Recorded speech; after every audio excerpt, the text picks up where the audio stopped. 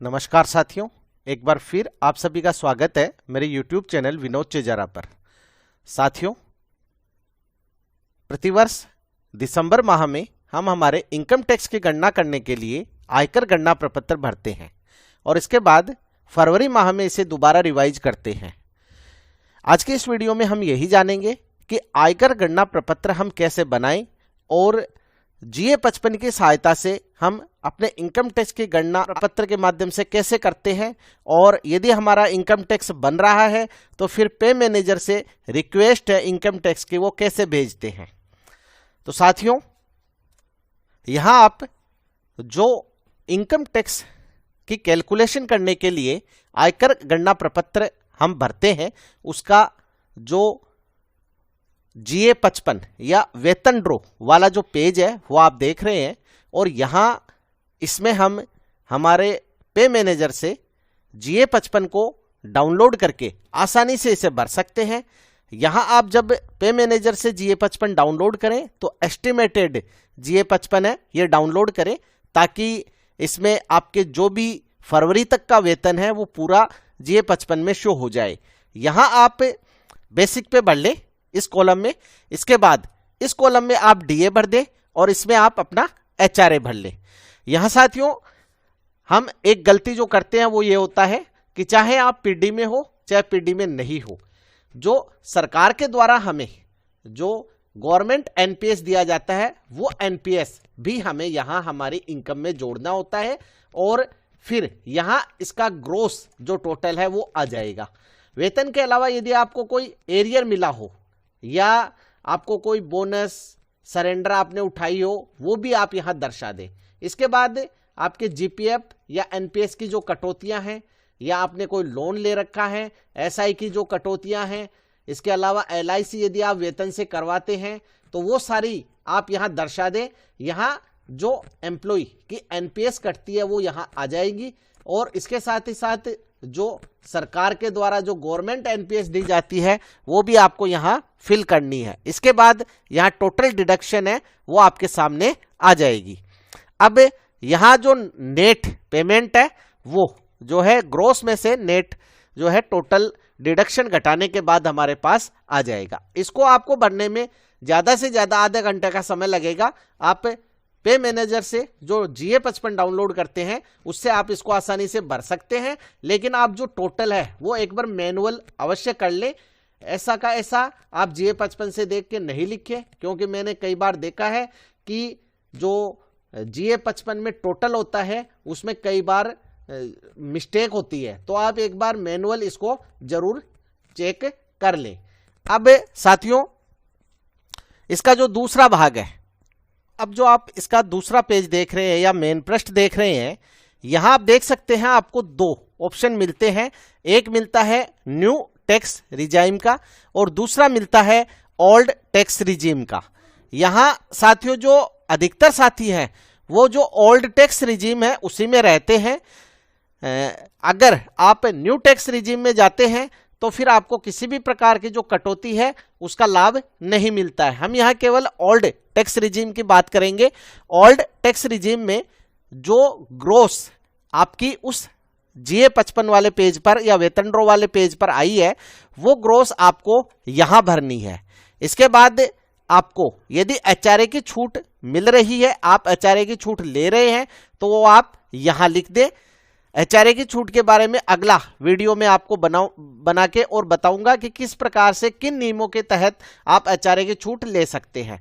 यहाँ साथियों, जो ग्रोस है इस ग्रोस में से आपको ये जो HRA है इसको घटाना है, और यहाँ इस जगह आपको अब शेष 2-3 लिखना है।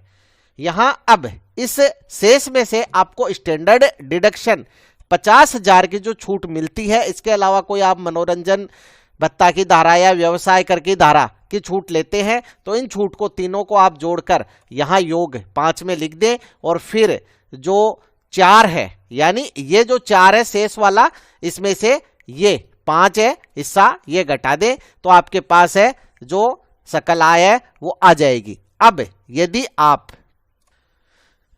आपने अगर होम लोन ले रखा है तो आपको होम लोन की जो ब्याज है उसकी छूट भी मिलती है, वो आप यहां लिख लें, या कोई गृह कर या अन्य किराए का 30% कोई गृह संपत्ति से आय हो वो लिख लें और यहां इनका टोटल लिख दें। अब जो है इसमें से आप ये घटा दें तो आपको अन्य कोई आय है जैसे कृषि से आय हो या कोई अन्य आय हो वो यहां लिख लें। फिर इसमें से ये जो टोटल है इन टोटल को आप इसमें से घटाकर 8 + 9 को आपको यहां लिखना है, यानी कुल शेष यहां जो आपका 8 कॉलम में आया है और 9 में जो आपकी आय आई है ये दोनों जुड़ जाएंगी और यहां जो योग है इसमें आपका टोटल आ जाएगा, सकल आय आ जाएंगी।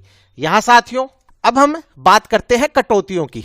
तो राज्य बीमा की कटौती है, या यदि आप LIC वेतन से कटाते हैं या अलग से जमा कराते हैं तो दोनों LIC को आप यहां जोड़ दें। अगर दोनों तरह से हैं और एक ही तरह से तो एक तरह से जोड़ दें। इसके अलावा अन्य जो भी कटौतियां जैसे PPF है या GPF की है, ग्रुप इंश्योरेंस की है या सुकन्या समृद्धि योजना की है या जो NPS की है, वो आप सारी ट्यूशन फीस की 2 बच्चों पर अधिकतम जो ट्यूशन फीस है आपको छूट मिलती है, या कोई equity link saving scheme mutual fund वगैरह में आपने कोई जमा कर रखे हैं, PLI है, तो सारी कटौतियां आपको यहां लिखनी है और इनका टोटल है वो इस कॉलम में आ जाएगा। अब आपकी जो कटौती है वो 1.5 लाख रुपए तक की ही आपको छूट मिलती है।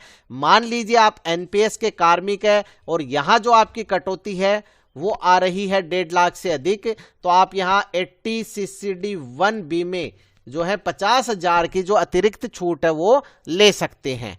तो इस प्रकार से आपको अधिकतम 2 लाख रुपए तक की जो छूट है वो मिल जाएगी। अब आपको यहां जो कटौतियां हैं 11 जो कॉलम है, ये 11 नंबर का जो कॉलम है इसमें ये A, ये B और ये C, ये तीनों है यहां जोड़ लेने हैं, यानी 1.5 लाख तक की तो आपको यहां छूट मिलेंगी। इसके बाद NPS जो कि हमारे गवर्नमेंट द्वारा जमा होती है वो यहां लिखी जाएंगी और ये जो है 50,000 तक की जो छूट है वो यहां आएगी और ये तीनों जुड़ जाएंगे।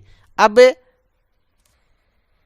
ये तीनों ही कटौतियां जोड़ने के बाद यहां अन्य जो कटौतियां आप देख रहे हैं, इन अन्य कटौतियों में यदि आपके कोई कटौती है तो आप यहां मेंशन कर दें और इसके बाद जो कुल योग है 12 तक का इन 9 कॉलम का यहां आपको लिखना है और इसके बाद 11 और 12 दोनों कटौतियों को जोड़ के यहां लिखना है। और अब आपको जो ऊपर ग्रोस था उसमें से सकल आय थी, उस सकल आय में से आपको ये कटौती घटानी है। तो यहां जो आपकी इनकम आएगी वो कुल कर योग्य आय होगी। ये जो कर योग्य आय है इसी पर आपको टैक्स देना होता है।